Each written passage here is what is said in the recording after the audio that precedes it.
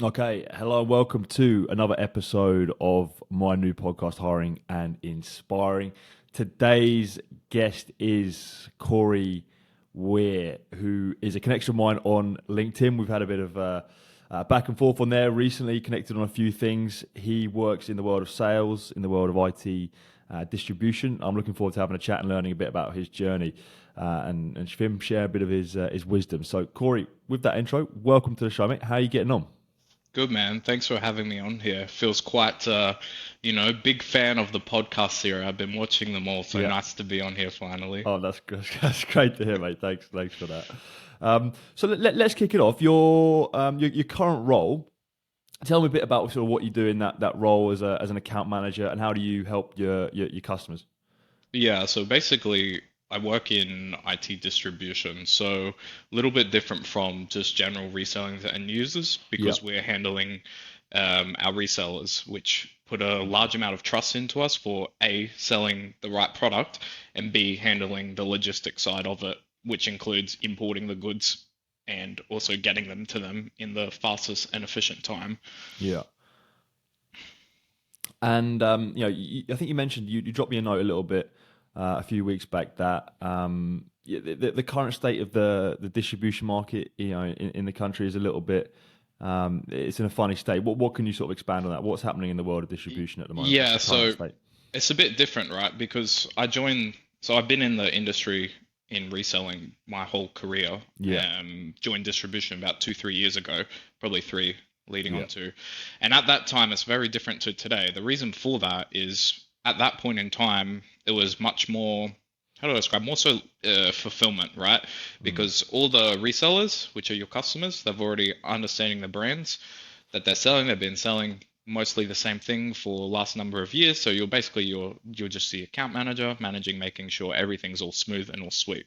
Yeah. Now, fast forward, okay, so COVID, Mm. that was a thing that disrupted the whole world, and probably the largest thing that I experience with that is the supply chain, obviously. Yeah. So a lot of these existing customers, our resellers, they need to reevaluate the offerings because everything's just flipped upside down. Some products are simply not coming into Australia anymore. Some products are a massive shortage for 6 months, 12 months. And these Mm. guys, they're trying to keep the money coming in a very hard time. So they can't be waiting 12 months for Yeah. a back order. So the reason why I would say that it has changed is simply for the reason that everyone has had to reevaluate what they're doing, Yeah.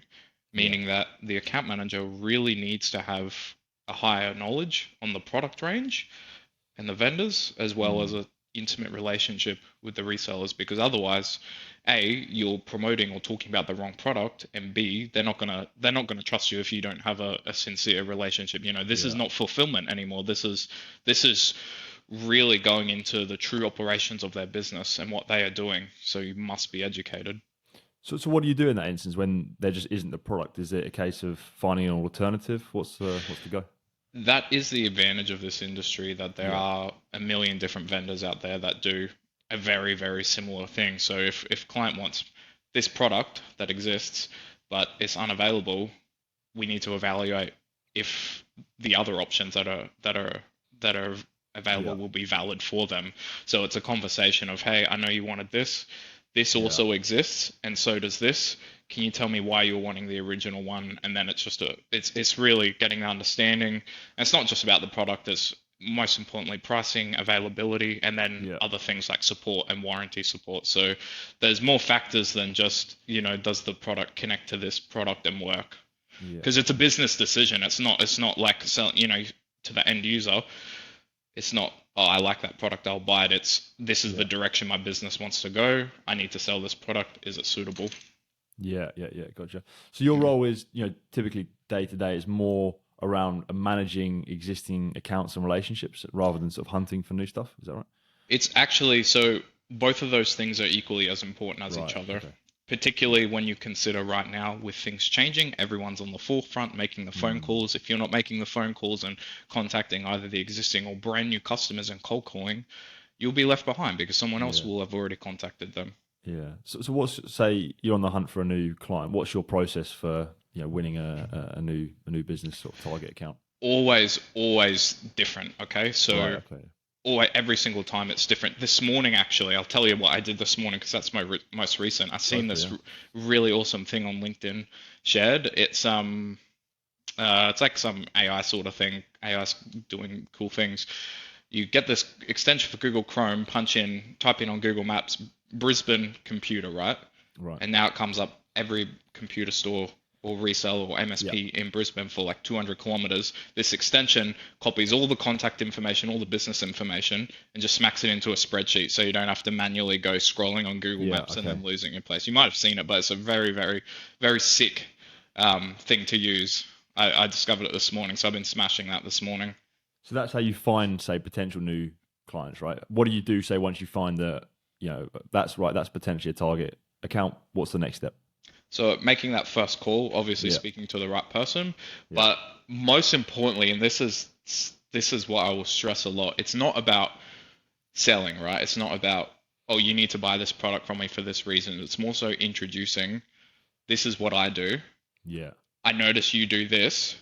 Let's talk about, do you want to catch up tomorrow or some other time and figure out if Mm. that will work? Because chances are you're calling them, they're driving or something, you know? And Yeah. then you're really measuring the interest and they see, okay, they get a hint that this could actually genuinely help them.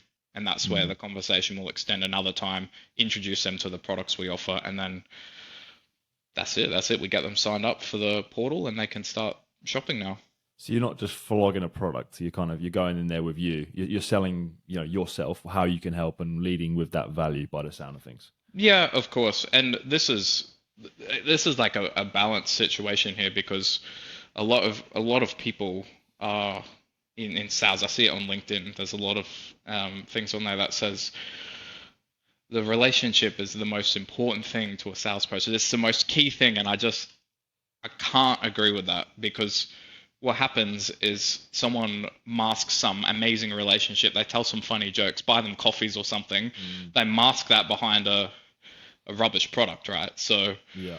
from my point of view, it's more so introducing yourself, ensuring that there's a establishment of trust, and then evaluating if the product is suitable. Because I'm not in the business of Yeah. changing. You're really these calls can be very impactful because it can change the operation of their business and what they Yeah. offer their clients. So I'm not going to mask that behind Mm. kissing them on the cheek and buying them a coffee. Yeah, I agree. I agree. I think relationships are everything until they're not. Like they're Yeah. like you can have the best relationship with a decision maker or a customer or a client, whatever. But like if it's a results business. Like if you're not delivering, then you might have played around a golf with them or whatever. Like Mm, who cares? Like if you're not adding value to them, then you will be replaced. of course. Um, well, cool, mate. Thanks for running through that. So, if we just go back in time, then, just to understand, your background a bit more Mm. detail. I think you could be wrong here, but you came straight out of school into the world of sales. Yeah, Um, yeah. So I finished school, right? I mm, didn't really have any ideas or intent at that point, just sort of living life. And there was two things I wanted to do. Okay, yeah, one was work in the realms of IT and a little bit of a different thing. The other one was I thought real estate looked really awesome, and that was based on the reason I've seen these real estate agents driving BMWs and they look like ballers, man. I was like, at 17 years old, I thought that's me, that's what I want to be. Um, no, it's not. I yeah. worked in a real estate job as my very first job, and Oh, did you? Okay. I was there for no more than 2 weeks. Oh, I mate, what happened? hated it. I What hated it. happened? First of all, I was 17, so I was making like, Yeah, $280 a week for a 38-hour week. yeah, yeah, But additionally, I liked the image of it, but not the actual operation. So finished with yeah, that rather quickly. Following that, went straight into there was just like a very entry level like BDM role, just literally cold calling, both phone and boots on the ground yeah, style. I took that, did that for 6 months, and yeah, then they pushed me into a different position in the company, which I worked for a number of years. So it yeah, yeah. just How keeps did you scaling. know, like, at 18 or 17, 18 years old, how did you know that it was sales, that was, because that's quite a young age to be like, yep, that's my career. Like, how did you know that was the route you're going to take? Well, you don't really. That's the answer. Mm, I knew I wanted it just as much as I knew I wanted the real estate thing. But ultimately, yeah, having an interest in it is the primary thing, and then the when it comes to the operations, if you're comfortable and enjoy it, then it's easy to go on with that, right? So interested in the product, which was the IT and computer stuff. Obviously, Yeah. every 17-year-old loves video games and computers, so that's easy. Yeah. You take on that, and then the actual task of selling and promoting and meeting new people. I wouldn't say I knew I wanted to do that at all. I didn't. I had no idea that what I was even up for, but I did it, and then found, okay, this is awesome. Yeah. Yeah. You just sort of you didn't know that it was for you. No, You gave it a try, and yeah, yeah, because exactly. you're never gonna notice whether Yeah. you're 17 or 40 years old. A job description, you're in recruitment, man. You know this. The job description can be very different from the day-to-day operations. Mm, You just got to yeah. try it. Exactly. Yeah. Yeah. Exactly. So that role was it Queensland Computers you worked for a number of Yes, years? that's right. So looking back on that period, now you with the advantage of hindsight and reflection, and all that. How do you reflect on that sort of first commercial, sales job? What did you learn about yourself? What did you learn about the industry? What are your sort of main takeaways from that little period? I think that was a very that I'd say that was about 3 years. Let's round it off. Yeah. Huge character development time. Okay. Okay. Yeah. Very big. The person starting that role versus the person finishing that role, two different people, right? Huge for character development and understanding business process because, well, like I said at the beginning, you don't know. You start that knowing nothing, and then you leave that knowing, you've got an encyclopedia of knowledge now. So Yeah. yeah, very character defining and sculpting moment. And that company, I still, so they're one of my customers now, a reseller of Right. mine, Yeah. great customer. I have a very close relationship with them. But I would say that I naturally, seriously owe, um, not only my career at this point, but my understanding of business process to that single position with them Yeah. because it started off as a very entry level, he's a guy out of high school, let's give him a go, up to something that was much more significant. Yeah. And being a local business, at that point, small local business, they're not quite as small now. Mm. Um, they're very more hands-on with the business process, so there's no rule book, right? You need to operate in this fashion. So allowing the opportunity for me to try on other roles that may be suited for director or manager, or even seeing them do things day to day and me picking up those things. You Yeah. don't find that in a company that is, globally recognized where your job criteria is written on a piece of paper. Yeah. Yeah. So that was an awesome opportunity. You're always grateful, aren't you, for that first, or whoever that company that gives you the first shot when you've got no experience, you haven't done anything.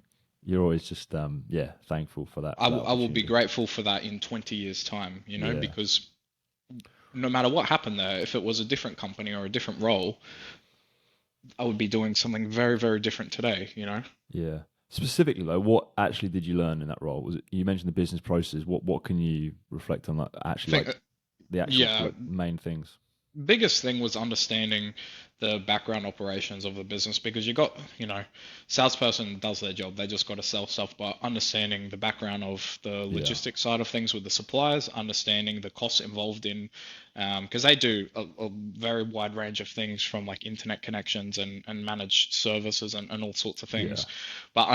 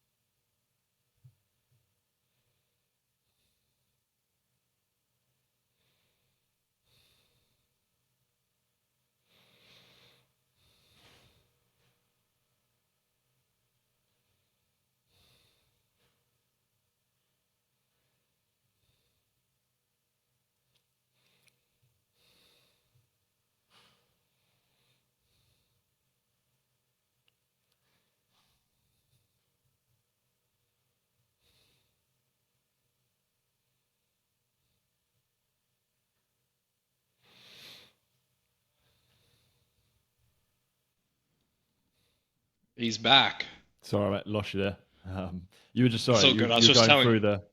You were saying. I was actually when it dropped out, I was telling the audience I bought this jasmine tea today, and it's really yummy. So strong recommendation for anyone. Well, I think they might have missed it, but at least they got it now. You were saying about the business processes you learned. Sorry, that's when I lost you. Yeah. Ooh, oh no, it got you. Okay, cool. Yeah. Still got you. Great. Yeah, understanding the actual operations and the costs involved of actually running the business. It's more than what meets the eye in terms of selling some product because there's costs in the background, there's logistical costs, there's costs of even going as simple as you employ a new staff member, you got to create a new email address for them. They're probably getting a new phone number, they're getting a new phone. Yeah, There's a lot more to it, right? And I think that's relevant information that you take with you anywhere. So working mm, for that company, which was small at that time, local business, you actually see that operation. yeah, yeah, 100%. Um, you mentioned as well earlier on you've got a strong and passionate interest in the industry IT. Mm. How has that helped in your sales career? Do you think? Yeah, I think that having, because like I said to you in the very first instance, right, I didn't know anything about this sales job that I applied for, but I knew I liked IT. So Yeah, having that interest leads to other opportunities and other roads, right? Because if you don't like it, right, if you don't like it, you're not interested in it, you're gonna fail, mate. mm, You don't want to be there. You're not gonna do better. You're not gonna push yourself and learn more. You don't want to learn more if you don't like something. So just the genuine interest and genuine interest just creates the desire to do the same thing and more rather than yeah, just, like I said, doing a job list on a piece of paper. yeah. It's hard to say get passionate and start selling. I don't know, whatever it could be. Say you sell bread or milk. Mm, It's hard to be if that's not what you're interested in, then it's hard to be sell it with a bit of passion. no way. Um, But if we talk about your mindset, I know you're quite big on this in terms of how you think about things and your career and all that. I think you dropped a comment on one of my posts a little while back. You're not going to win in asterisks without hard work. What did you mean by that? And Okay. also to yourself, what does winning look like and mean to Hmm. you? So winning is what outcome you want from that. So no matter Mm, what you can apply to whatever process you're doing, but the outcome is the victory, right? You've got the outcome that you desired, you've won, okay? yeah. If you're not doing the hard work, there's going to be someone else that's doing it, and Mm, you're going to be left behind, right? Because it's very competitive, no matter what industry or what you're doing, and there's other people that are doing it. So if you're not working, if you're not putting in yeah. the work, there's 100% 50 other people that are doing the exact same thing, and you Yeah. won't get the outcome you're looking for. Yeah. And what does that mean to you? What does winning mean to you? That can be personally, professionally, It's whatever. really, it's really like I said, it's that if the desired outcome is the victory, it's not Mm. necessarily winning against an opponent or a competitor. It's this is what I wanted to achieve. I've just I've had to put some hard work in to get there. I've got what I achieved, and Yeah. now I've won in Yeah. asterisks. What are your personal drivers and what are you looking to achieve? What are you looking, just what are what gets you going in I terms of think why probably you do what you do? the biggest thing that has always I think that this is pretty massive FOMO, right? So fear of missing out. If you're Okay. not, you know, you got this goal, you want to do something that's really awesome. Like I said, you're not going to do that if you don't work towards it or work hard for it, right? And I have always, my whole life, whether I've been um, in a very tough situation, in a share house living with 8 people struggling to pay the rent, or in a much Mm. more comfortable position, I've always had that same, I don't want to miss out on that. I need to work. I need to get there. I need to keep going. And that Mm. is the single most reason that I continue to maintain interest and passion and desire to actually do something because you don't want to miss out, you know? Yeah. And what specifically, what are you looking to not miss out on? What are you hoping for? What are the next, say, what does the future look like? What are you hoping to achieve in your career and, Mm, just generally outside of that maybe as well? that's a very long conversation there. I would put it down to mainly Go for it. um, being like there's the minimum standard, right, which every other person is doing, right? Every other person that is replaceable is doing. You don't want to be replaceable. And the reason why you don't want to be replaced is because that will impact so many other things in your life. Your living, you can't pay your electricity bill, you can't Mm. pay your rent, you can't enjoy the things that you enjoy. So why would you allow yourself to miss out on that? Why would, like, seriously, why would you allow yourself to miss out on the minimum living requirements and then miss out on the things that you like to do additional to that? Yeah, yeah. It's well, it's like you get one shot, right? As you say, why would you miss out on it? You get one life. Yeah. What are you doing to? Yeah, If you're not doing it, what are you doing? Kind of thing. exactly. I think going back to what you're saying about the hard work, I was just that it's almost like the ice cap analogy where you've got the tip of the iceberg Yeah. above water, which is the wind, whatever it is. Yeah. What you don't see often is below it is the hard work. Yeah, mate, Corey, thanks for coming on and sharing a little bit about your journeys. Any final thoughts on anything that we've discussed today? Anything else anything else you want to sort of touch upon while you're here? I think the very important thing that I've learned, still learning, like I don't know Mm. everything, no one knows everything. Yeah, Very, very important. Hold on one sec.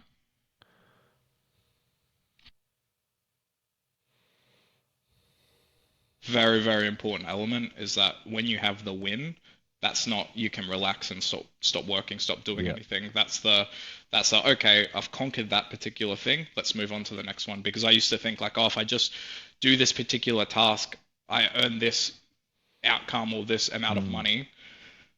That's not the case. You got to move on to the next one, and that's Yeah. that's the reality. Keep your foot on the gas. Mm, You never finished as well. You never done. You never the finished article, as you say.